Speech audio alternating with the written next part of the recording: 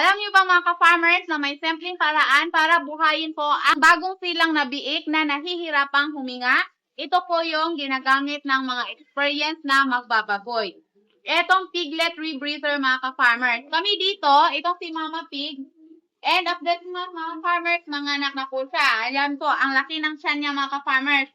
So, hindi talaga pwedeng wala tayong piglet rebreather dahil eto po mga ka-farmers, malaking tulong to. Experience na po namin to mga ka-farmers. Meron kaming biik na nahirapan pong huminga. Itinasok lang po namin dito yung bibig niya sa butas mga ka-farmers, sabay pump po paganyan mga ka-farmers. At bumalik po talaga ang mabuting paghinga ng biik. Kung walang piglet rebreather mga ka-farmers, for sure wala na po yung biik na yon at masasayang na.